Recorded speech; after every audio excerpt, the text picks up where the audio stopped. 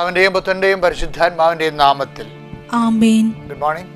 എല്ലാവർക്കും നല്ല പ്രഭാതം. അമ്മേ പരിശുദ്ധ അമ്മേ, അമ്മേ പരിശുദ്ധ അമ്മേ, ദൈവമാതാവേ, അന്ന് അങ്ങ് കൃപാസനത്തിൽ പ്രത്യക്ഷപ്പെട്ട് വരാൻ പോകുന്ന മഹാദുരന്തത്തിൽ നിന്ന് രക്ഷപ്പെടാനും എല്ലാവർക്കും വേണ്ടി പ്രാർത്ഥിക്കുവാനും ആവശ്യപ്പെട്ടിട്ട് 20 വർഷം തികയുന്ന ഈ വേളയിൽ കൃപാസനത്തിലൂടെ ഞങ്ങൾക്കും ഈ ദേശത്തിനും അങ്ങ് മധ്യസ്ഥം തേടി തന്ന എല്ലാ അനുഗ്രഹങ്ങൾക്കും കൃപകൾക്കും ഞങ്ങളിപ്പോൾ ഹൃദയം നിറഞ്ഞ നന്ദി പറയുന്നു. അമ്മേ പരിശുദ്ധ അമ്മേ, ജപമാല മാതാവേ, സകല കൃപാസന പ്രാർത്ഥനകളോടും ചേർത്ത് ഞങ്ങളിപ്പോൾ പ്രാർത്ഥിക്കുന്ന ഈ കുടുംബത്തിന്റെ പ്രത്യേക നിയോഗം. പ്രാർത്ഥന ആവശ്യം മക്കളെ, കണ്ണുകൾ അടച്ച് കൈകൾ കൂപ്പി ശിരസ് നമിച്ച് വേണം പറയാൻ.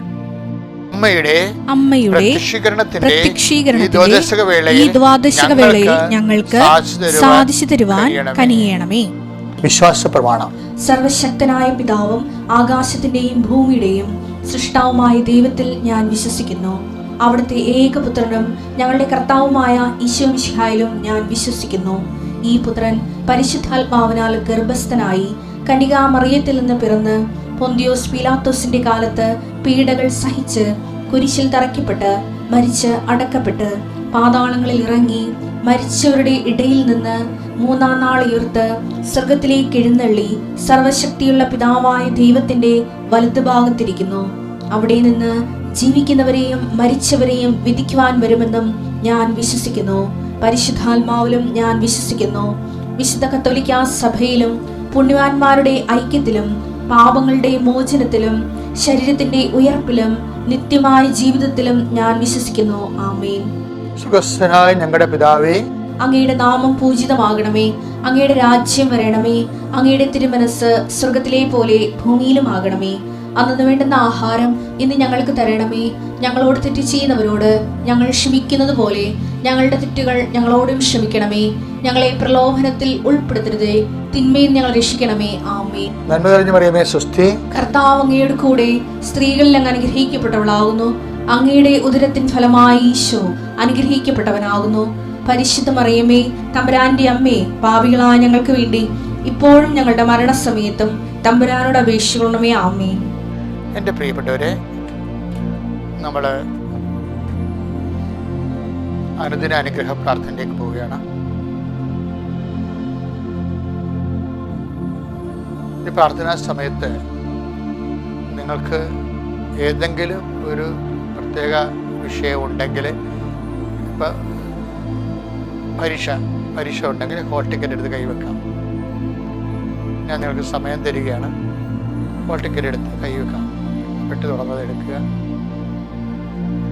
ഇനി പ്രമാണം അല്ലെങ്കിൽ ടാക്സ് അടക്കാൻ പോകുന്നവരുണ്ട്, ബാങ്കിൽ പോകുന്നവരുണ്ട്, പാസ്ബുക്ക് കയ്യിൽ വെക്കാം. ഈ പ്രാർത്ഥനാ സമയം എന്താണ് നിങ്ങൾ ചെയ്യാൻ പോകുന്ന അതിനോട് ബന്ധപ്പെട്ട വസ്തുക്കൾ ദൈവതിരുസന്നിധി ഉയർത്തി വെക്കാം. ഇനി അച്ഛൻ പ്രാർത്ഥിക്കുന്ന സമയത്ത് നിങ്ങൾ നിൽക്കുന്ന ഇടത്തെ കർത്താവ് അനുഗ്രഹിക്കും. നിങ്ങൾ വീട്ടിൽ തന്നെ ഒരു പീഡിയക്കട തുടങ്ങണമെന്ന് വിചാരിച്ചു. ചിലർക്ക് അങ്ങനെ ഉണ്ടല്ലോ, വേറെ പീഡിയക്കട വെക്കുമ്പോൾ വലിയ കാശൊക്കെ ആണ്, വീട്ടിൽ തന്നെ ഒരു മുറി സെറ്റ് ചെയ്ത് പീഡിയക്കട, പാവപ്പെട്ടവരുടെ ജീവിതമാണ്. അപ്പോൾ അവർ അവിടെ പോയി നിൽക്കും. ഈ മൊബൈൽ എടുത്തുകൊണ്ട് ആ സ്ഥലത്ത് പോയി നിൽക്കണം, ആ മുറിക്ക് പോയി നിൽക്കണം. പുറത്താണെങ്കിൽ പുറത്ത്. നിങ്ങളുടെ നാൽക്കാലികൾക്ക് ഒരു രോഗമാണെന്ന് വിചാരിച്ചു, അപ്പോൾ നിങ്ങൾ തൊഴുത്തിൽ പോയി നിൽക്കണം, അതെടുത്ത് പ്രാർത്ഥിക്കും. ഇതാണ് നമ്മൾ വിശ്വാസികളെ സംബന്ധിച്ചിടത്തോളം എല്ലാം ദൈവാധിഷ്ഠിതമാണ്. നമ്മൾ ദൈവാധീനം എന്ന് പറയത്തില്ല, ദൈവത്തിന് അധീനം. ദൈവാധീനം കൊണ്ട് രക്ഷപ്പെട്ടെന്ന് നമ്മൾ പറയുന്നത്. ദൈവം അതിന് നമ്മൾ നല്ല ഭാഷയിൽ സ്വർഗരാജ്യം എന്ന് പറയും. ദൈവത്തിൻ്റെ അധീനത എല്ലാം, ദൈവ സമസ്തവും അവൻ്റെ പാദത്തിൻ്റെ കീഴിലാക്കിയിരിക്കുന്നു എന്നുള്ള സത്യത്തെ അനുസ്മരിച്ചുകൊണ്ടാണ് നമ്മളുടെ ആ വിഷയത്തിന് മേൽ നമ്മൾ സമർപ്പിക്കുന്നത്. കർത്താവേ, നിന്റെ ഉന്നതമായ നാമത്തിന് സ്വസ്ഥം ചെയ്യുന്നു. കർത്താവേ, നിന്റെ വിശുദ്ധ പൗരോഹിത്യത്തെ നീ മഹത്വപ്പെടുത്തണം. 38 കൊല്ലം ഞാൻ അർപ്പിച്ച കുർബാനയുടെ യോഗ്യതയാൽ ഇപ്പോഴങ്ങയെ നാഥനും രക്ഷകനുമായി ഏറ്റുപറഞ്ഞുകൊണ്ട് പ്രാർത്ഥിക്കുന്ന ഓരോ മക്കളുടെ മേലും കർത്താവിൻ്റെ കരുണ ചൊരിയണമേ പ്രാർത്ഥിക്കുന്നു. ഈശോ റോമ 10:9 പ്രാർത്ഥിക്കുന്നു. യേശു കർത്താവാണെന്ന് അത്തരം കൊണ്ട് ഏറ്റുപറയുകയും ദൈവനെ മരിച്ചുയർപ്പിക്കുകയും ചെയ്യുന്നവൻ. കർത്താവെ, രക്ഷ എന്ന് പറയുന്ന ക്രിസ്തുവിനെ പ്രാപിച്ച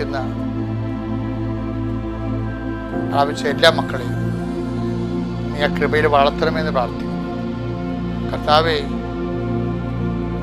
കൃപാസനാമേ, പരിശുദ്ധമേ, ദേവമാതാവേ, കാലാവസ്ഥ വ്യതിയാനത്തിൻ്റെ ഭാഗമെന്ന് പറയുമ്പോൾ ആവശ്യമില്ലാത്ത സമയത്ത് നിനച്ചറിയാതിരിക്കും മഴയും പ്രകൃതിക്ഷോഭങ്ങളും അതിൻ്റെ പേരുണ്ടാകുന്ന വാഹന അപകടങ്ങൾ, എത്ര മനുഷ്യരെയാണ് കണ്ണീരാർത്തുന്നത്, എത്ര കുടുംബങ്ങളെയാണ് കണ്ണീരാർത്തുന്നത്. ഈ ദിവസങ്ങളിൽ മരണം സംഭവിച്ച വീടുകളെയെല്ലാം സ്വർഗ്ഗത്തിൽ പ്രാർത്ഥിക്കുന്നു. അവരുടെ ബന്ധുക്കളെ സ്വന്തപ്പെട്ടവരെല്ലാം പിരിഞ്ഞു പോയിരിക്കുന്നു. അവരും അവരുടെ കണ്ണീരും മാത്രം ബാക്കിയായിരിക്കുന്നു. കർത്താവേ, നീ മാത്രം അവിടുന്ന് പോരല്ലേ എന്ന് കണ്ണീരോടെ പ്രാർത്ഥിക്കുന്നു. ആ ഭവനങ്ങളിൽ അങ്ങ് കർത്താവ് ശക്തിയായിട്ട് അവർ സാന്ത്വനപ്പെടുത്താൻ പ്രാർത്ഥിക്കുന്നു. നഷ്ടപ്പെടുമ്പോൾ കർത്താവ് നഷ്ടപ്പെട്ടത് 1-2 പേർക്കായിരിക്കും. ഈശ്വരി 10,000 പേര് മരിപ്പിന് വരുന്നുണ്ടെങ്കിലും നഷ്ടപ്പെട്ടത് 1-2 പേർക്കായിരിക്കും. അവരെ താങ്ങാനും നിലനിർത്താനും അങ്ങയ്ക്ക് മാത്രമേ കഴിയത്തുള്ളൂ. അവർ സംരക്ഷിക്കണമേ, സന്ധിക്കണമേ എന്ന് പ്രാർത്ഥിക്കുന്നു. കർത്താവിൻ്റെ കരുണ, കർത്താവിൻ്റെ ശക്തി, കർത്താവിൻ്റെ സ്നേഹം അവരെ താങ്ങി നിർത്തട്ടെ എന്ന് പ്രാർത്ഥിക്കുന്നു. കർത്താവേ, നിന്റെ വിശുദ്ധ പൗരോഹിത്യത്തെ മഹത്വപ്പെടുത്തണമേ. കർത്താവെ, അന്ധന് കാഴ്ച നൽകിയവനെ, കർത്താവെ, ചെകിടിന് കേളി നൽകിയവനെ, കർത്താവെ, ഊമന് സംഭാഷണം നൽകിയവനെ, മഹോരോശപ്പെടുത്തവനെ, തൽവാരോശപ്പെടുത്തവനെ, മനുഷ്യനെ ഏൽപ്പിച്ചവനെ, നിന്റെ തിരുനാമം പറയുന്ന കർത്താവെ, നിന്റെ മക്കളെ അങ്ങ് ശ്രദ്ധിക്കണമേ. നീ ഏത് ഭവനത്തിൽ ചെന്നാൽ ആ ഭവനത്തിന് സമാധാനം ആശംസിക്കാറുള്ള കർത്താവെ, ഞാൻ ഈ പ്രാർത്ഥന കേൾക്കുന്ന ഓരോ കുടുംബത്തിൻ്റെ പേരും നിന്റെ നാമത്തിൽ സമാധാനം ആശംസിക്കുന്ന കർത്താവെ, ആ സമാധാനം മക്കൾക്ക് അനുവേദ്യമാക്കാൻ നിന്റെ വിശുദ്ധമായ രക്തത്താൽ അവിടെ ഹൃദയ കവാടങ്ങളെ അങ്ങ് സ്പർശിച്ചിട്ട് പ്രാർത്ഥിക്കുന്ന ഈശോയെ.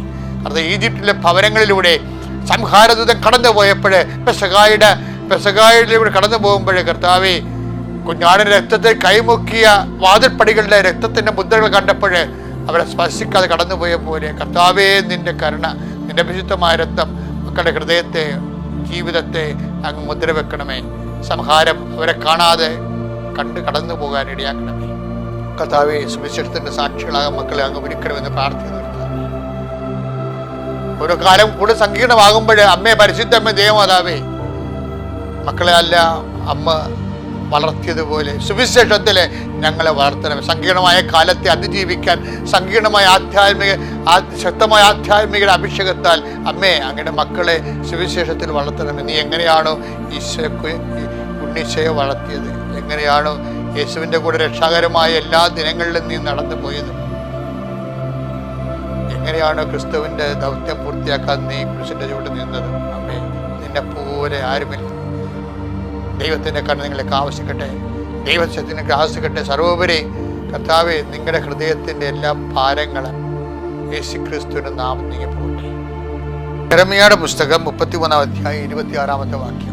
ഞാൻ അവർക്ക് വീണ്ടും ഐശ്വര്യം നൽകുകയും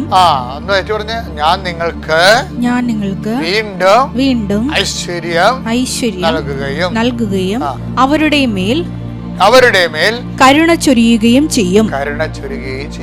എന്താ ഞാൻ ഇതിപ്പോ നിങ്ങൾക്ക് നോക്കുമ്പോ ഞങ്ങളെയൊക്കെ സന്തോഷിപ്പിക്കാൻ വേണ്ടി അച്ഛനൊരു വചനം എടുത്ത അങ്ങനെയൊന്നും ഇല്ല. ചെയ്യും എന്ന് പറഞ്ഞ സംഭവമില്ലേ, അതെല്ലാം ഒരു വാട്ടർമാർക്ക് അടക്കമുണ്ട്. എന്തിൻ്റെ? കർത്താവിൻ്റെ വാഗ്ദാനത്തിൻ്റെതാണ്. ഭാവിയിൽ സംഭവിക്കാൻ പോകുന്ന കാര്യങ്ങളെ കർത്താവ് സുനിശ്ചിതമാക്കാൻ വേണ്ടി. ഭാവി സംഭവം പറയണേ, ഭാവി അനിശ്ചിതമാണ്. വിശ്വാസം പറയും ഭാവി ഒരിക്കലും അനിശ്ചിതമല്ല, ഭാവി സുനിശ്ചിതമാണ്. എന്താ കാര്യം? നമ്മുടെ ഭാവി കർത്താവിൻ്റെ വാഗ്ദാനങ്ങളാലാണ് സുരക്ഷിതമാകണത്. എന്താ കാര്യം? നമ്മുടെ ഭാവി കാര്യം എന്താ? ഈശോ, ഞാൻ വീണ്ടും നിങ്ങളെ ഐശ്വര്യപൂർണ്ണമാക്കും. അതാരാ പറയണത്? 5 കൊല്ലം കൂടെ അഞ്ചു കൊല്ലം കൂടുമ്പോൾ ഭരണം തീരണ ഭരണകർത്താക്കളല്ലേ പറയണത്. ഒരിക്കലും ഭരണം തീരാത്ത കർത്താവാണ് പറയണത്. എന്താണ്? ഞാൻ നിങ്ങളെ വായിച്ചത്, ഞാൻ അവർക്ക് വീണ്ടും ഐശ്വര്യം നൽകുകയും അവരുടെ മേൽ കരുണ ചൊരിയുകയും ചെയ്യും. എന്ത് സംഭവം അറിയാമോ? കരുണ ചൊരിയുക എന്ന് പറയുമ്പോൾ ഓർക്കുക, it is not working according to our merits. എന്താണ് ബൈബിൾ എന്താ? നമ്മൾ എഫേസ്യസ് 2:8 എപ്പോഴും വായിക്കത്തില്ലേ? എന്താ വായിക്കുന്നത്? Not by merit but by grace. എന്ന് വെച്ച് കഴിഞ്ഞാൽ നിന്റെ കഴിവ് കൊണ്ടല്ല, എൻ്റെ കരുണ കൊണ്ടാണ്. അപ്പൊ കരുണ എന്ന് പറയുന്നത് നമ്മുടെ യോഗ്യത, നമുക്ക് യോഗ്യതയില്ല, നമ്മുടെ ഭാവിക്ക് വേണ്ട റിസോഴ്സസ് വേണ്ട, നമ്മുടെ ഭാവി ഭദ്രമാക്കാനുള്ള സെറ്റപ്പ് നമ്മുടെ കയ്യിലില്ല. അപ്പൊ എന്ത് ചെയ്യും? അതിന് ദൈവം ഔദാര്യം കരുണ കാണിക്കണം. അതാണ് ഞാൻ വീണ്ടും നിങ്ങൾ ഐശ്വര്യപൂർണ്ണമാക്കും. പിന്നെ എന്ത് ചെയ്യും? ഞാൻ അവർക്ക് വീണ്ടും ഐശ്വര്യം നൽകുകയും അവരുടെ മേൽ കരുണ ചൊരിയുകയും ചെയ്യും. രണ്ട് കണക്കാണ്. കാര്യം നമുക്ക് ഐശ്വര്യം വേണമെന്നുണ്ടെങ്കിൽ നമ്മുടെ യോഗ്യത കൊണ്ടല്ല ഐശ്വര്യം കിട്ടണത്. നമുക്ക് ഐശ്വര്യം വേണമെന്നുണ്ടെങ്കിൽ നമ്മുടെ യോഗ്യത കൊണ്ടല്ല ഐശ്വര്യം കിട്ടണം. പിന്നെ എന്താണ്? കർത്താവിൻ്റെ കരുണ കൊണ്ട്. അപ്പം നമ്മൾ ആശ്രയിക്കുന്നത് കർത്താവിൻ്റെ കരുണയെ തന്നെയാണ്. പക്ഷെ കർത്താവിൻ്റെ കരുണയെ ആശ്രയിക്കുന്നവർ എന്ത് ചെയ്യണം? അവർ കർത്താവിൻ്റെ കരുണ നമുക്ക് ലഭ്യമാകുന്ന രീതിയിൽ ജീവിതത്തെ പുനഃക്രമീകരിക്കണം. ഞാൻ നിങ്ങൾക്ക് ഐശ്വര്യം വീണ്ടും നൽകുമെന്ന് പറയുമ്പോഴേ അതൊരു വാഗ്ദാനമാണത്. വാഗ്ദാനം നമുക്ക് എങ്ങനെ ലഭിക്കണത്? എല്ലാ വാക്കിൻ്റെ ഉള്ളിലും ദൈവം ദാനം വെച്ചിട്ടുണ്ട്. അതിനാണ് വാഗ്ദാനം എന്ന് പറയണത്. ഈ വാക്കിൻ്റെ ഉള്ളിലിരിക്കുന്ന ദാനത്തെ നമ്മൾ പുൾ ഔട്ട് ചെയ്യണം. അതിനാണ് പ്രോമിസ്. ഇപ്പം പ്രോമിസ് എന്ന് നമ്മൾ പറയത്തില്ലേ? പ്രോമിത്തരെ ടു പുൾ ഔട്ട്. അത് പ്രോമിസ് എന്ന് പറയുന്നത് ഇംഗ്ലീഷ് പദത്തിൻ്റെ ലത്തീൻ അതിൻ്റെ ധാതു പിരിക്കുമ്പോൾ കിട പ്രോമിത്തരെ ടു പുൾ ഔട്ട്, വലിച്ചു പുറത്തെടുക്കുക. അപ്പോൾ വാക്കിൻ്റെ ഉള്ളിരിക്കുന്ന ദാനത്തെ നമ്മൾ വലിച്ചു പുറത്തെടുക്കണം. എങ്ങനെ വലിച്ചു പുറത്തെടുക്കണത്? വാഗ്ദാനങ്ങൾ നമ്മൾ വിശ്വസിക്കുന്നു, വാഗ്ദാനങ്ങൾ പ്രത്യാശിക്കുന്നു, വാഗ്ദാനങ്ങൾ നൽകിയ ദൈവത്തെ നമ്മൾ സ്നേഹിക്കുന്നു. അങ്ങനെയാണ് നമ്മൾ വാഗ്ദാനം പ്രാപിക്കുന്നത്. വീണ്ടും ഐശ്വര്യപ്പെടുന്ന വാക്കിന് വിശ്വസിച്ചുകൊണ്ട് അതനുസരിച്ചുകൊണ്ട് വിശ്വാസത്തിൻ്റെ അടിസ്ഥാന ജീവിതം പുനഃക്രമീകരിച്ചുകൊണ്ട് വാഗ്ദാനം പ്രാപിച്ച് ഐശ്വര്യം പ്രാപിക്കാൻ കർത്താവ് നിങ്ങൾ അനുഗ്രഹിക്കട്ടെ. ഇപ്പോൾ എന്താണ് പരിശുദ്ധാത്മാവ് നമുക്ക് വ്യാഖ്യാനിച്ച് വിളമ്പി തരണമെന്ന് ചോദിച്ചാൽ, നമ്മൾ ഉടമ്പടി വിഹിതമായ എല്ലാ പ്രവർത്തനങ്ങൾക്കും അതിൻ്റെ മിനിമം സ്പീഡുണ്ട്. ക്ലിയർ അല്ലേ? ഇല്ലേ? രോഗികളെ ഇപ്പം നിങ്ങൾ വിചാരിക്കും ഈ മാസം അല്ലേ നമ്മൾ ഉടമ്പടി എടുത്തിരിക്കണത്, അപ്പോൾ ഈ രോഗികളെ പോയി കാണുന്നത് ഈ മാസത്തിനുള്ളിൽ എപ്പോഴെങ്കിലും മതിയല്ലോ എന്ന് നിശ്ചയിച്ചാൽ നിങ്ങൾ നിങ്ങളുടെ സ്പീഡ് നിശ്ചയിക്കും. മനസ്സിലായി? പിന്നെ നിങ്ങൾ ദൈവത്തോട് സ്പീഡാകണമെന്ന് പറഞ്ഞൊരു കഥയില്ലല്ലോ. ഉടമ്പടി സ്പീഡിൻ്റെ പ്രാർത്ഥനയാണ്. ഉടമ്പടിയുടെ സ്പീഡ് എന്ന് പറയുന്നത് നമുക്ക് സത്യം പറഞ്ഞാലേ, ഞാൻ നിങ്ങളോട് പറയുമ്പോൾ നിങ്ങൾ എന്തുമാത്രം ആൾക്കാർ വിശ്വസിച്ചിട്ടുണ്ടെന്ന് എനിക്കറിയത്തില്ല. ഈ ലൈറ്റ് അക്കാൻ്റെ പേർ റിക്വസ്റ്റ് തുടങ്ങിയില്ലേ 2015 ഉടമ്പടിക്ക് മുമ്പേ അഗ്നി നക്ഷത്രം ഉദിച്ച പോലെ ഉദിച്ച സാധനമാണ് ലൈറ്റ് അക്കാൻ്റെ പേർ റിക്വസ്റ്റ്. അന്ന് അമ്മ എന്നോട് പറഞ്ഞത്, ലൈറ്റ് അക്കാൻ്റെ പേർ റിക്വസ്റ്റ് ഇന്ത്യയിൽ ലോകത്തിൽ എവിടെ ഇരുന്ന് വേണ്ടും, ഏത് അന്റാർട്ടിക്കയിൽ ഇരുന്നും കൃപാസനത്തെ പ്രത്യക്ഷപ്പെട്ട മാതാവിൻ്റെ മുമ്പിൽ നിങ്ങൾക്ക് തീർത്തെളിക്കാൻ പറ്റും. അങ്ങനെ ഒരു ഫോർമുല എനിക്ക് അതിനകത്ത് അത്ഭുതം സംഭവിച്ചെന്ന് പറയുന്നത്, കമ്പ്യൂട്ടറിനെക്കുറിച്ച് അത്രയ്ക്ക് ജ്ഞാനമില്ലാത്ത എനിക്കാണ് ആ ലിങ്ക് കിട്ടിയത്. ആരും എനിക്ക് തന്നതല്ല. ഞാനിങ്ങനെ ചുമ്മാ കമ്പ്യൂട്ടർ നോക്കിയിരുന്ന സമയത്ത് ഓരോ സാധനം ഇങ്ങനെ ചെക്ക് നോക്കുന്ന സമയത്ത് പെട്ടെന്ന് ഈ ലിങ്ക് കിട്ടിയ ഉടനെ പരിശുദ്ധാത്മാവ് എനിക്കൊരു പെട്ടെന്ന് എന്നെ ഫയർ ചെയ്ത് എന്നുവെച്ചാൽ പറഞ്ഞ്, ഈ ലിങ്ക് വെച്ചുകൊണ്ട് വേണമെങ്കിൽ മാതാവിൻ്റെ മുമ്പിൽ തിരികെത്തിക്കാൻ പറ്റും. അപ്പോൾ വേറെ ഒരു ലിങ്കായിരിക്കും കിട്ടിയത്. ഞാൻ കമ്പ്യൂട്ടർ എഞ്ചിനീയറിനെ ഉടനെ എമർജൻസി ആയി വിളിച്ചിട്ട് പറഞ്ഞു, ഈ ലിങ്ക് നിങ്ങൾ ഉപയോഗിച്ചുകൊണ്ട് ഇതൊരു വെബ്സൈറ്റ് ഡിസൈൻ ചെയ്തിട്ട് ലോകത്ത് എവിടെ ഇരുന്നും മാതാവിൻ്റെ മുമ്പിൽ അവിടെ സങ്കടം പറഞ്ഞു. എല്ലാവർക്കും ആലപ്പുഴ വരാനും കൃപാസനത്തിൽ വരാൻ പറ്റത്തില്ല. ഒന്നാമത്തേലും മലയാളികൾ പകുതി മുക്കാൽ ഇപ്പോൾ പുറത്താണ്. അവരുടെ പള്ളിയുമില്ല, പട്ടക്കാരും ഇല്ലാത്ത ജീവിത സ്ഥലത്ത് ജീവിക്കുന്ന ആൾക്കാരുണ്ട്. ഫിൻലാൻഡിൽ വരെ മലയാളിയുണ്ട്, അവിടെ പള്ളിയില്ല. -60 അവിടെ മലയാളി ജീവിക്കണത്. ഒന്ന് ചിന്തിച്ച് നോക്കിയേ, -60 ജീവിക്കണത് ഫിൻലാൻഡല്ലേ.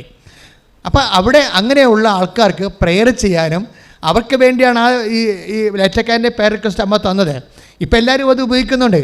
പക്ഷേ അന്ന് അതിനുള്ള ആൾക്കാർ എന്നോട് ചോദിക്കുമായിരുന്നു, അച്ഛാ ഇങ്ങനെ ഏതെങ്കിലും ഫ്ലൂ കണ്ടെത്തിയിരുന്നുണ്ട് ചുമ്മാ അവിടെ നിന്നുകൊണ്ടൊരു പേർ റിക്വസ്റ്റ് ഇട്ട് കഴിഞ്ഞാൽ എങ്ങനെ വർക്ക് ചെയ്യുമെന്ന്. അന്ന് അമ്മ എന്നോട് പറഞ്ഞത്, നിങ്ങളുടെ ആധ്യാത്മിക ആസ്തി എന്നാണത് അതിലേക്ക് ഷെയർ പോണത്. എന്ന് വെച്ചാൽ 1986 മുതലുള്ള പ്രവർത്തനങ്ങളുണ്ട്. അതെല്ലാം കഠിന പ്രവർത്തനങ്ങളാണ്, അല്ലാതെ കൊച്ചു പ്രവർത്തനങ്ങളൊന്നുമല്ല. കടലിൽ കൺവെൻഷൻ നടത്താൻ ആർക്ക് പറ്റുമെന്ന് ഇപ്പോഴത്തെ എനിക്ക് ചിന്തിച്ചത്, ഞാൻ ഈ കഴിഞ്ഞ മാസം കടലിൽ പോയായിരുന്നു വള്ളത്തിൽ. അപ്പോൾ എൻ്റെ കടലിൽ കൺവെൻഷൻ നടത്തുക എന്ന് പറയുന്നത് അത് 10 കൊല്ലം നടത്തി. ആ വള്ളക്കാരെയും ബോട്ടുകാരെയൊക്കെ കടലിൽ പിടിച്ച് കൂട്ടിയിട്ട് അവിടെ നമ്മൾ ഓരോ കൊച്ചു വള്ളത്തെ പോയി അവിടെ കടലിലെ വള്ളങ്ങളെല്ലാം വെഞ്ചരിച്ച് വലിയ വള്ളത്തിൽ നമ്മൾ ഏണിയിട്ട് കയറി, അല്ലെങ്കിൽ അവിടെ നിന്ന് ടയർ കെട്ടിത്തരുന്ന ടയറെ പിടിച്ച് കയറി.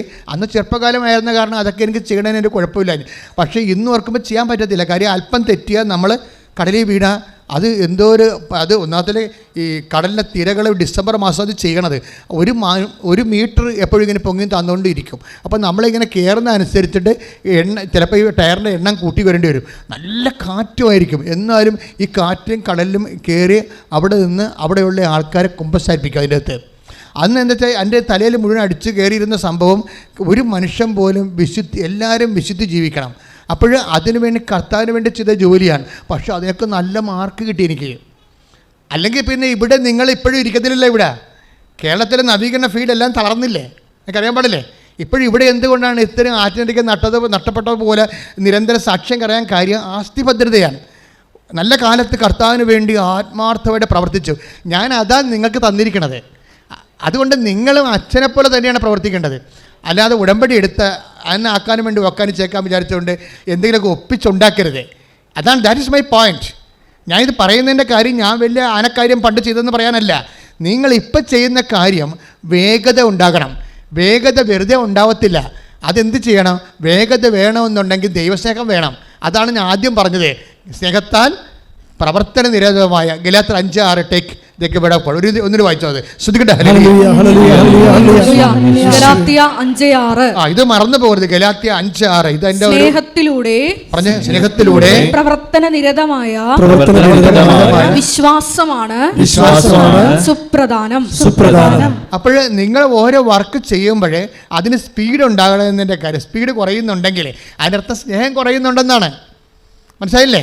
നിങ്ങൾ ഉടമ്പടി പ്രകാരമുള്ള വർക്ക്, ഇപ്പോൾ രോഗികളെ കാണുക, അല്ല തറവാട്ടിൽ പോയി. ഏറ്റവും ഞാൻ കണ്ടിട്ടുള്ളത്, ഞാൻ ഈ ഇടവക വികാരി ആയത് കാരണം കുടുംബങ്ങളിലാണല്ലോ ജീവിക്കണത്. ഇടവക വികാരിമാരെ എവിടെ ജീവിക്കണം? മേടയിലൊന്നും അല്ല ജീവിക്കണത്. ഒരു മരിപ്പുണ്ടായാൽ തന്നെ ആ വീട്ടിൽ 3 പ്രാവശ്യം പോകും. എന്തെങ്കിലും ഇഷ്യൂ ഉണ്ടായാൽ ആ സ്നേഹ സമൂഹത്തിൽ പോയി അവിടെ താമസിക്കും. അതിനത് പറഞ്ഞു തീർക്കണവരെ അവിടെ താമസിക്കും. ഇങ്ങനെ 10-30 കൊല്ലം ഇടവക ജീവിച്ചപ്പോൾ ഇടവകയുടെ എല്ലാ അലകും പിടിയൊക്കെ അറിയാം. അതുകൊണ്ട് തന്നെ അവിടെയെല്ലാം പ്രവർത്തിക്കുമ്പോൾ നമുക്ക് വരേണ്ട ഒരു വിഷയമെന്ന് പറയണത്, നമ്മൾ ചെയ്യുന്നത് എന്ത് ചെയ്യുന്നുവെന്നല്ല പ്രശ്നം, നിങ്ങളുടെ പ്രവർത്തനങ്ങൾക്ക് വേഗതയില്ല.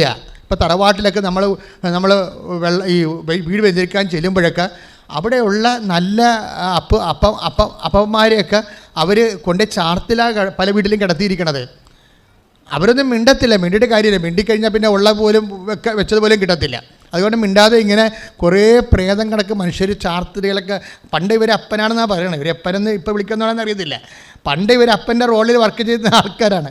അപ്പോൾ ഇപ്പോൾ അവർക്ക് പൈസ ഇല്ല, ആരോഗ്യമില്ല, ചുമയും കൊരയും തൂറും മുള്ളുമൊക്കെ ആയിക്കഴിഞ്ഞപ്പോൾ ഇവരെ ഒതുക്കി സൈഡ് ചെയ്തിരിക്കുകയാണ്. കാരണം അവരാരും പ്രധാന മുറികളിലോ ഒന്നും ഇല്ല എവിടെയെങ്കിലും. അവർക്ക് ചാർത്തില വാരത്തിലൊക്കെയാണ്. അപ്പോൾ ഞാൻ ഒടുക്കത്തന്നെ കൊടുക്കുന്ന ചാർത്തിലും വാരത്തിലുമാണ്. അവരപ്പനാണ് അവൻ്റെ. എന്നാൽ ചില വീടുകളിലൊക്കെ ചെല്ലുമ്പോൾ അപ്പന്മാർ എത്ര മോശമായാലും പ്രധാന മുറി തന്നെ വൃത്തിയായിട്ട് ഉടുപ്പിച്ച് കിടത്തിക്കണം ഞാൻ കണ്ടിട്ടുണ്ട്. എല്ലാവരും അങ്ങനെയാണെന്ന് ഞാൻ പറയണില്ല. പക്ഷേ എന്താ പ്രോബ്ലം എന്ന് വെച്ച് കഴിഞ്ഞാൽ, എൻ്റെ മക്കൾ ശ്രദ്ധിക്കണം. നിങ്ങൾ ഉടമ്പടി കാലത്ത് ദൈവത്തിന് ഒരു നാഷണൽ ഹൈവേ ഉണ്ടാക്കേണ്ടി വരും. ഈ പഞ്ചായത്ത് റോഡാണ് പല ആൾക്കാരും. അതിനകത്ത് മുഴുവൻ കുണ്ടും കുഴിയുമായിട്ട് കിടക്കുക. ദൈവത്തിന് വരാനുള്ളത് പല ആൾക്കാരും പഞ്ചായത്ത് റോഡിൽ കൂടിയാണ് വരണത്. എന്താ കാര്യം വെച്ച് കഴിഞ്ഞാൽ അതിനകത്ത് കുണ്ടും കുഴിയുമാണ് മുഴുവനും. ഒടിഞ്ഞും മടങ്ങിയും മിക്കവാറും വണ്ടി പകുതി പഴക്കമാകും അതിലൂടെ പോയി കഴിയുമ്പോൾ. ദൈവം വരത്തില്ല. അതായത് ദൈവത്തിനൊരു ദേശീയപാത ഒരുക്കണം ഉടമ്പടിയോട് കൂടി. നിങ്ങളുടെ എല്ലാ നിലപാടുകൾ, സമീപനങ്ങൾ, അപ്പനോടും അമ്മയോടും രോഗികളോടുമുള്ള നിലപാടുകൾ. ഇപ്പം നിങ്ങൾക്കൊരു കാര്യമല്ല, എനിക്ക് അച്ഛനായപ്പോൾ ഏറ്റവും വലിയ വെല്ലുവിളി ഉണ്ടായിരുന്നത് രോഗികൾക്ക് കുർബാന കൊടുക്കാനാണ്. കാര്യം വെച്ചാൽ ഞാൻ രോഗികൾക്ക് കുർബാന കൊടുത്ത് ഞാൻ ഛർദ്ദിച്ചിട്ടുണ്ട്. പക്ഷേ ഞാൻ നിവർത്തി കാര്യം എനിക്ക് പെട്ടെന്ന് ഈ കഫമില്ലേ, കഫം തിളക്കണ രോഗികളുണ്ടല്ലോ, 5-6 കൊല്ലമൊക്കെ കിടപ്പ് രോഗികളില്ലേ. അപ്പോൾ അവിടെ കഫം ഇങ്ങനെ ഇരുന്ന് തിളക്കും, പഴയ കഫമാകും. അപ്പോൾ അവരുടെ വായിലല്ലേ കുർബാന കൊടുക്കേണ്ടത്. അപ്പോൾ അവരിങ്ങനെ കഫം ശ്വാസം എടുക്കുമ്പോൾ ഈ പഴയ പുകുട് കഫത്തിൻ്റെ മണം വന്ന് നമ്മുടെ മൂക്കിലടിക്കുമ്പോൾ നമ്മളിങ്ങനെ ഓക്കാനും വരുകയും. അപ്പോൾ പക്ഷേ നമുക്കൊന്നും ചെയ്യാൻ പറ്റത്തില്ല. അത് പൗരോഹിത്യത്തിൻ്റെ ഷെയറാണത്. അത് ക്രിസ്തുവാണെന്ന് പറയാൻ ക്രിസ്തുവിനറിയാം. ഇത് മിക്കവാറും ജനങ്ങൾ ഓർഫണാക്കപ്പെടാൻ സാധ്യതയുണ്ട് അറിയാവുന്ന കൊണ്ട് അപ്പനായാലും അമ്മയായാലും രോഗിയായി കഴിഞ്ഞാൽ അവോയ്ഡ് ചെയ്യാനുള്ള സാധ്യതയുണ്ടെന്ന് അറിയാവുന്ന കാരണം ആരും അവോയ്ഡ് ചെയ്യണത് കർത്താവിന് ഇഷ്ടമില്ല. അതുകൊണ്ട് ഈശോ എന്താ പറഞ്ഞത്, ഞാൻ രോഗിയാണെന്ന് പറഞ്ഞു പഠിപ്പിച്ചു. അതാണ് സംഭവം. ഞാൻ രോഗിയായിരുന്നു. Take the bed of God. ശ്രുതികട്ടെ ഹല്ലേലൂയ.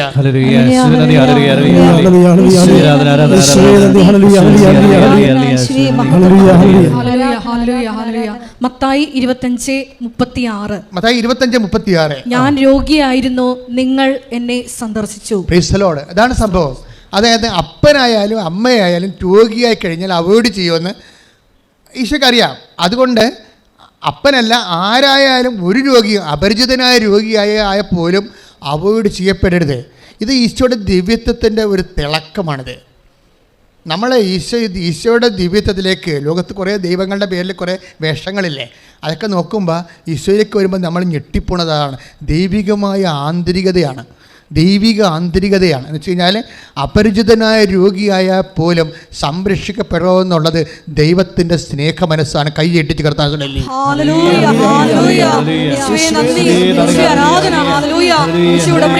ഞങ്ങൾക്ക് ഈശോയെ കണ്ടുകൊണ്ട് രോഗിയെ ശുശ്രൂഷിക്കാനുള്ള വലിയ കൃപ നൽകണമേ.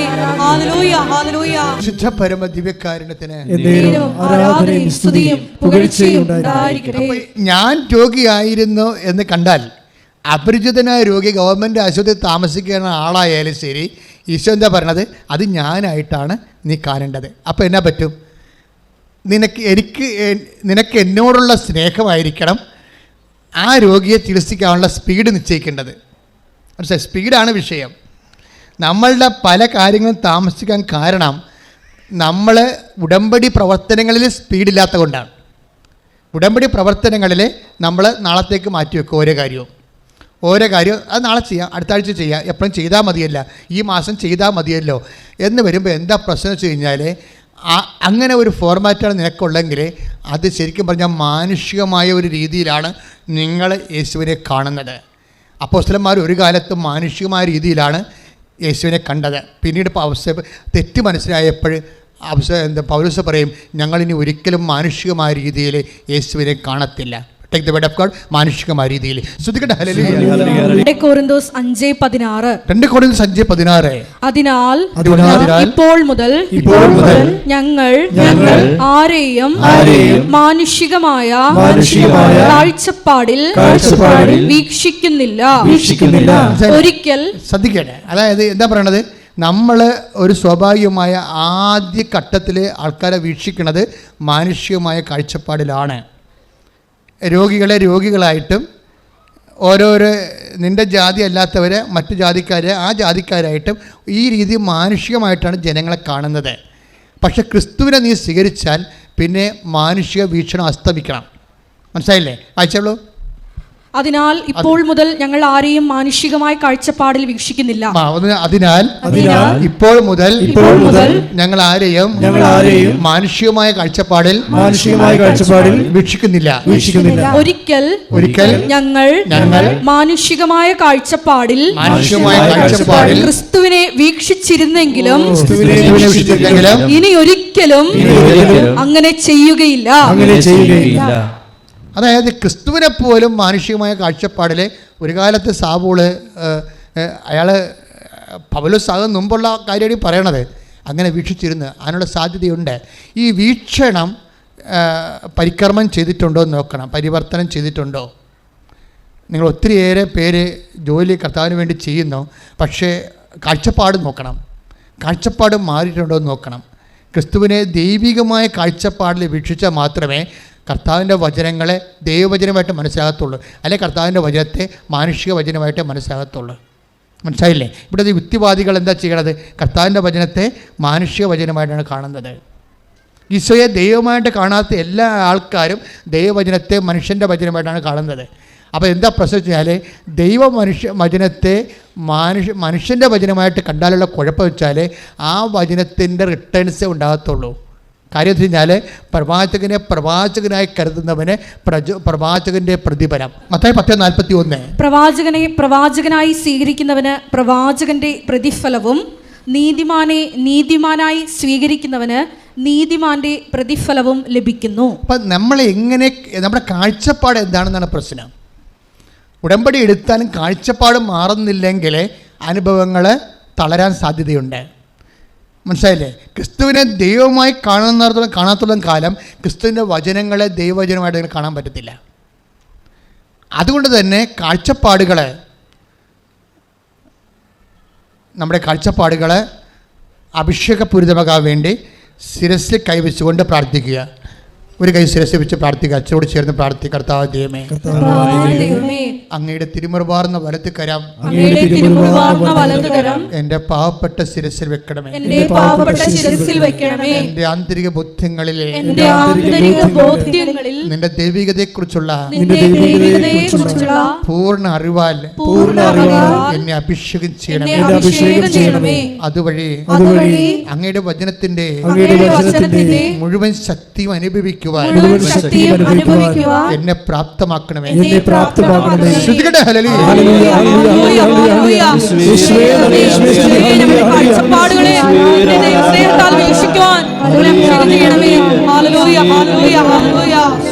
എൻ്റെ മക്കളെ, ഇത്രയും നേരം അച്ഛനിലൂടെ ഈശോ എന്നാ പറഞ്ഞുകൊണ്ടിരുന്നതെന്നറിയാവോ? വളരെ ചുരുക്കമാണ്. നിങ്ങൾക്ക് ദൈവസ്നേഹം വർദ്ധമാനമാകണം. എന്നുവെച്ചാൽ ഇന്നലെ ഉണ്ടായതിനേക്കാൾ സ്നേഹം ഇന്നുണ്ടാകണം, ഇന്നുള്ളതിനേക്കാൾ സ്നേഹം നാളെ ഉണ്ടാകണം. സ്നേഹത്തിൽ സ്റ്റാറ്റിക്കായിട്ട് നിൽക്കത്തില്ല ഒരിക്കലും. സ്നേഹത്തിൽ വളർച്ചയില്ലെങ്കിൽ അതിൻ്റെ അർത്ഥം എന്താണ്? തളർച്ചയെന്നാണ്. നമ്മുടെ വേഗത നിശ്ചയിക്കുന്നത്, ഉടമ്പടിയുടെ വേഗത നിശ്ചയിക്കുന്നത് ശരിക്കും പറഞ്ഞാൽ ദൈവസ്നേഹമാണ്. ആ ദൈവസ്നേഹം വർദ്ധിക്കുന്ന അനുസരിച്ച് നിങ്ങളുടെ ആക്ടിവേഷൻ ശക്തിപ്പെടും. നിങ്ങൾ സുവിശേഷത്തിന് സാക്ഷ്യം വഹിക്കുന്നത് ശക്തിപ്പെടും. അതിൽ സന്തോഷമുണ്ടാകും. അപ്പോൾ എന്താ വെച്ചാൽ സന്തോഷമെന്നുള്ളത് സ്നേഹം പോലെ തന്നെ ഒരു സംഭവമാണ്. അത് സന്തോഷമെന്ന് പറയണത്, അത് സന്തോഷത്തോടെയാണ് ബാക്കിയെല്ലാം. ഇപ്പോൾ ഉദാഹരണത്തിന് നിങ്ങൾക്ക് എന്തെങ്കിലും നഷ്ടപ്പെടുമെന്നുണ്ടെങ്കിൽ അത് സന്തോഷത്തോടെ നഷ്ടപ്പെടുത്തുമ്പോഴാണ് യഥാർത്ഥ ദൈവസ്നേഹം ഉണ്ടെന്ന് നമുക്ക് പറയാൻ പറ്റണത്. നിങ്ങൾക്ക് അയ്യോ ഇനി ഉറങ്ങണ സമയമാണല്ലേ, 10 മിനിറ്റ് കിടന്ന് ഉറങ്ങിയേക്കാം. അപ്പോൾ അമ്മ പറയും, എടി ഉറങ്ങണ സമയത്ത് പോയി പത്രം കൊടുക്കാൻ പറ്റില്ല നിനക്ക്, ഞാൻ ഉറങ്ങിയിട്ട് പോകാമെന്ന് പറയും. അതാണ് സംഭവം. അപ്പോൾ നിനക്ക് സന്തോഷമില്ല. അവിടെ പ്രശ്നം പറഞ്ഞു. അപ്പോൾ ദൈവസ്നേഹമില്ല. ദൈവസ്നേഹം സന്തോഷവും തമ്മിലാണ് ബന്ധപ്പെട്ടിരിക്കുന്നത്. നിനക്ക് ദൈവസ്നേഹം ഉണ്ടെങ്കിൽ ചെയ്യുന്ന കാര്യത്തിൽ സന്തോഷം ഉണ്ടാകും, അല്ലെങ്കിൽ അളിഞ്ഞ മോന്ത ഉണ്ടാകും. വേറെ കുഴപ്പമൊന്നുമില്ല. ഈ പല കാര്യങ്ങളും ചെയ്തിരിക്കുന്ന അളിഞ്ഞ മോന്തയായിട്ടാണ്. അത് നിങ്ങൾ ശ്രദ്ധിക്കുക. അപ്പോൾ അത് അതിൻ്റെ അർത്ഥം ലെവല് താഴെയാണ്. പിന്നെ അക്കാനും വേണ്ടി ഒക്കാനിക്കുകയാണ്. ഏതായാലും ചെന്ന് തലവെച്ച് കൊടുത്തില്ല ഉടമ്പടിക്ക്, ഇനിയിപ്പോൾ നിവർത്തിയില്ലല്ല ചെയ്യാൻ, അങ്ങനെ ചെയ്തേക്കാമെന്ന് വിചാരിച്ചുകൊണ്ട് ചെയ്യുന്ന കുറേ മുണ്ണകളുണ്ട്. പച്ച മലയാളത്തിൽ പറഞ്ഞാൽ നിങ്ങൾ ഉടമ്പടി മുന്നോട്ട് കൊണ്ടുപോകുന്ന എൻ്റെ അഭിപ്രായം. കാര്യമില്ല. നിങ്ങൾ ദൈവത്തെ പരീക്ഷിക്കാൻ വേണ്ടി വന്നിരിക്കുന്ന ആൾക്കാരാണ്. You should not do it. സാത്താൻ മാത്രമേ ദൈവത്തെ പരീക്ഷിച്ചിട്ടുള്ളൂ. ഇനി നിങ്ങൾ വേഷം കെട്ടി വരേണ്ട ആവശ്യമില്ല. അതുകൊണ്ട് പ്രാർത്ഥിക്കുക, കർത്താവ് ദൈവമേ, സന്തോഷമില്ലാതെ ദൈവസ്നേഹമില്ലാതെ സുവിശേഷ വേല ചെയ്തിട്ടുണ്ടെങ്കിൽ അങ്ങയോട് മാപ്പ് ചോദിക്കുന്നു. എന്നെ ക്രമീകരിക്കണമേ. എന്നെ തെറ്റിത്തിരുത്തിക്കൊണ്ട് പുതിയ അഭിഷേക തൈലത്താൽ എന്നെ ശക്തീകരിക്കണമേ.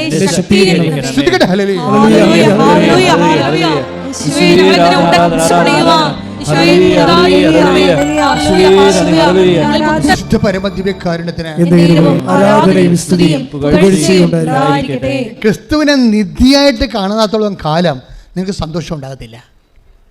നിങ്ങൾക്ക് നേടിയ മറ്റു സമ്പത്തിനേക്കാളും വലിയ സമ്പത്താണ് ക്രിസ്തുവെന്നുള്ള ആന്തരികമായ ബോധ്യം വരാത്തോളം കാലം നിങ്ങൾക്ക് സന്തോഷം ഉണ്ടാകത്തില്ല. മത്തായി ശ്രീകാ സുവിശേഷം 13:44. Take the word of God. ശ്രുതികട്ടെ ഹല്ലേലൂയ. മത്തായി 13:44. സ്വർഗ്ഗരാജ്യം വയലിൽ ഒളിച്ചു വെച്ചിരിക്കുന്ന നിധിക്ക് തുല്യം. അത് കണ്ടെത്തുന്നവൻ അത് മറച്ചു വയ്ക്കുകയും സന്തോഷത്തോടെ പോയി തനിക്കുള്ളതെല്ലാം വിറ്റ് ആ വയൽ വാങ്ങുകയും ചെയ്യുന്നു. ഇതാണ് വിഷയം. അതായത് സ്വർഗരാജ്യം എന്നുള്ള അതിൽ ഈശോ തന്നെ പറഞ്ഞിട്ടുണ്ട്, ഞാനാണ് ദൈവരാജ്യം എന്ന് പറഞ്ഞിട്ടുണ്ട്. അപ്പോൾ ക്രിസ്തു എന്ന് അവിടെ ചേർക്കേണ്ടത്. ഇപ്പോഴേ സ്വർഗരാജ്യം വയലിൽ ഒളിച്ചു വെച്ചിരിക്കുന്ന നിധി പോലെയാണെന്ന് പറഞ്ഞാൽ സ്വർഗരാജ്യത്തിന് പകരം അവിടെ ഉപയോഗിക്കേണ്ട വാക്ക് ക്രിസ്തു എന്നാണ്. അപ്പോൾ ക്രിസ്തുവിനെ സംബന്ധിച്ചിടത്തോളം അതൊരു നിധിയായിട്ട് നമുക്ക് തോന്നണം. എല്ലാം തുടങ്ങണം അവിടെ നിന്നാണ് കേട്ടോ. ക്രിസ്തുവിനെ നിങ്ങൾക്കൊരു നിധിയായിട്ട് തോന്നണം. പക്ഷേ എങ്ങനെ തോന്നണം? നിങ്ങളുടെ മറ്റെല്ലാ സമ്പത്തിനേക്കാളും നിധിയായിട്ട് തോന്നണം. അവിടെ മാത്രമേ സന്തോഷം ഉണ്ടാകത്തുള്ളൂ. മനസ്സിലായില്ലേ? മറ്റെല്ലാ സമ്പത്തിനേക്കാളും നിങ്ങൾക്ക് ക്രിസ്തുവിനെ നിധിയായിട്ട് തോന്നണം.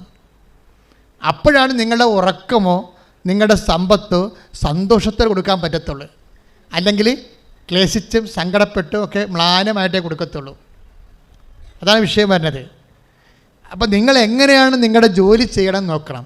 കാര്യം ചൊല്ലണ പ്രാർത്ഥന അല്ലല്ലോ ഇത്, ചെയ്യുന്ന പദ്ധതിയല്ലേ. അപ്പം ചെയ്യുന്ന പദ്ധതി ആണെങ്കിൽ പോലും ഇതെങ്ങനെ ചെയ്യണമെങ്കിൽ എന്താണ്, അതായത് ക്രിസ്തുവിനെ നിങ്ങളെ മറ്റുള്ള എല്ലാത്തിനേക്കാളും വലിയ നിധിയായിട്ട് നിങ്ങൾക്ക് തോന്നണം. നിങ്ങളുടെ ക്രിസ്തുവിനെ നിങ്ങളുടെ IELTSനെയും വസ്തുവിൽപ്പനയും ജപ്തി രക്ഷപ്പെടുന്ന അവസ്ഥയും നിങ്ങളുടെ വിവാഹത്തെയും നിങ്ങൾക്ക് മക്കളുണ്ടാകുന്നതും ക്രിസ്തുവിനേക്കാൾ മുകളിലായിട്ട് കണ്ടാൽ മിക്കവാറും നിങ്ങൾക്ക് സന്തോഷം ഉണ്ടാകാൻ സാധ്യതയില്ല. ഇവിടെ അതാണ് സംഭവിക്കുന്നത്. ആൾക്കാർക്ക് വരുന്ന അപകടം അതാണ്. നിങ്ങൾക്ക് വരുന്ന പോരായ്മകൾ, മക്കളില്ല, വീടില്ല, ജോലിയില്ല, ജപ്തിയാണ്, ഇങ്ങനെയുള്ള വിടുതൽ ക്രിസ്തുവിനേക്കാളും ഉയർന്ന സംഭവമായിട്ടാണ് ആൾക്കാർ കാണുന്നത്. അതാണ് നിങ്ങളുടെ ഉടമ്പടി താമസിക്കാൻ കാരണം, നിങ്ങൾക്ക് സന്തോഷം ഉണ്ടാകാതിരിക്കാൻ കാരണം അതാണ്. അപ്പം അതുകൊണ്ട് ഇത് ഭയങ്കര സീരിയസ് ആയിട്ട് നമ്മൾ ധ്യാനിക്കേണ്ട വിഷയമാണ്. നിങ്ങളുടെ ഉള്ളിലെങ്കിലും നിങ്ങൾ ക്രിസ്തുവിനേക്കാൾ മേലായിട്ടാണ്. ഇപ്പം 36 വർഷം നിങ്ങൾക്കറിയാം, ഈ അൾത്താറ എന്ന് പറയുന്നത് 55 വയസ്സുള്ള ആൾക്കാരെ കല്യാണം കഴിപ്പിക്കുന്ന അൾത്താറയാണ്. എത്ര സാക്ഷിയാണ് അങ്ങനെ വന്നിരിക്കുന്നത്. ഈ അൾത്താറ 55 വയസ്സുള്ള ആൾക്കാർ പ്രഗ്നൻ്റ് ആകണ അൾത്താറയാണ്, ഒറ്റ പ്രാർത്ഥന കൊണ്ട്. അതൊക്കെ നമ്മൾ ഈ ഉടമ്പടിക്ക് ശേഷമാണ് ഞാനിതൊക്കെ അറിയണത്. ഉടമ്പടിക്ക് മുമ്പ് എനിക്കൊരു ജീവിതം ഉണ്ടായിരുന്നു. കേരളം മുഴുവനും ഞാൻ ഏതാണ്ട് 107 കണ്ണൂർ തൊട്ട് ട്രിവാൻഡ്രം, ഇടുക്കി തൊട്ട് പുത്തൻതോപ്പ് വരെ 107 ജപമാല ധ്യാനം നടത്തിയിട്ടുള്ളത് 2002, 2004 കാലഘട്ടങ്ങളിൽ. അത്രയും തീഷ്ണമായ കാലഘട്ടങ്ങളിലാണ് അമ്മ പ്രത്യക്ഷപ്പെട്ടത്. ഇവിടെ തന്നെയും 365 ദിവസം ജപമാല 2003 തൊട്ട് 2004 നടക്കുമായിരുന്നു. രാത്രിയും പകലും ഇടതളവില്ലാതെ അളമുറിയാതെ ജപമാല നടക്കുന്ന കാലഘട്ടമാണ്. ആ കാലഘട്ടത്തിലാണ് അമ്മ പ്രത്യക്ഷപ്പെട്ടത്. നമ്മുടെ പ്രാർത്ഥനയുടെ മൂർച്ച, ഒരിക്കലും പ്രാർത്ഥന ദൈവത്തെ നിൻ്റെ കൺമുമ്പേ കണ്ടിട്ടില്ലെങ്കിൽ നിൻ്റെ പ്രാർത്ഥന ഇനി ഉയരാനുണ്ട്, വളരാനുണ്ടെന്ന് അതിൻ്റെ അർത്ഥം. കഴിഞ്ഞ ദിവസം അമലു ജനാർദ്ദൻ എന്നും പറഞ്ഞൊരു മോള് സാക്ഷ്യം പറഞ്ഞു, ഇടിവെട്ട് സാക്ഷി. നിങ്ങൾ സാക്ഷ്യം കേട്ടില്ലേ? നോക്കി നിൽക്കുമ്പോൾ ഈ സാധനങ്ങൾ ലക്ഷക്കണക്കിനായിട്ട് 1,10,000 ആൾക്കാർ ബീച്ച് ചെയ്തത്. അവൾ ഇടിവെട്ടായിട്ട് പറയുന്നുണ്ട് സാധനം. അപ്പോൾ അവൾ പറഞ്ഞത് ഒരു കാര്യം എന്ന് പറയുന്നത്, ഞാൻ ക്രിസ്മസിന് വീട്ടിൽ പോയപ്പോൾ ഞങ്ങൾ എൻ്റെ വാതിക്കൽ കൂടി കരോളുകാർ പോകണം. അപ്പോൾ അവർ പാടുന്ന പാട്ട് എനിക്കറിയാവുന്ന പാട്ടാണ്. ഞാൻ അതിൻ്റെ കൂടെ പാടി തിരിഞ്ഞു നോക്കിയപ്പോൾ എൻ്റെ വീടിൻ്റെ അപ്പുറത്തെ വീട്ടിൽ മത്താപ്പ് കത്തിക്കണം. ഞാൻ മത്താപ്പ് നോക്കിയപ്പോഴുണ്ട് അവിടെ അമ്മ, സ്വർഗാരൂപിതയായ അമ്മയെ കണ്ട് ഞാൻ. അപ്പോൾ എനിക്ക് തോന്നി ചുമ്മാ എൻ്റെ മനസ്സിൻ്റെ ഹാലൂസിനേഷൻ ആയിരിക്കും. ആ കുട്ടി, അപ്പുറത്തെ വീട്ടിലെ കുട്ടി പിന്നെ ഒരു മത്താപ്പ്, ഒരു കുറ്റി കൂടി കത്തിച്ച്, അത് ഞാൻ അതേ പൊസിഷനിലാണ് കത്തിച്ചത്. അപ്പോൾ ഞാൻ നോക്കി, അമ്മ വീണ്ടും വന്നോ? ഇല്ല, അത് സാധാരണ പൂക്കുറ്റിയാണ്. അപ്പോൾ ഞാൻ ആദ്യം അമ്മയെ കണ്ടല്ലോ, അപ്പോൾ അമ്മ എൻ്റെ കൂടെ ഉണ്ടല്ലേ എന്ന് ഞാൻ ധരിച്ച് വീട്ടിലെത്തുമ്പോഴുണ്ട്. ഞാൻ ക്രിസ്മസ് ലീവും കഴിഞ്ഞ് ക്ലാസ്സിലെത്തിയപ്പോൾ ഉണ്ട് എൻ്റെ കൂട്ടുകാരത്തി എനിക്കൊരു സമ്മാനം തന്നു. കാര്യം ഞാൻ ചിന്തിച്ചായിരുന്നു അത് അമ്മയാണോ കർത്താവാണോ എന്ന് എനിക്കറിയത്തില്ലല്ലോ. അത് അമ്മയും പോലെയും കർത്താവിനും പോലെ ഇരിക്കണമുണ്ട്, എനിക്ക് ആരാണെന്ന് അറിയത്തില്ല. അപ്പോൾ എൻ്റെ കൂട്ടുകാരത്തി എനിക്കൊരു സമ്മാനം തന്നു 3 ദിവസം കഴിഞ്ഞപ്പോൾ.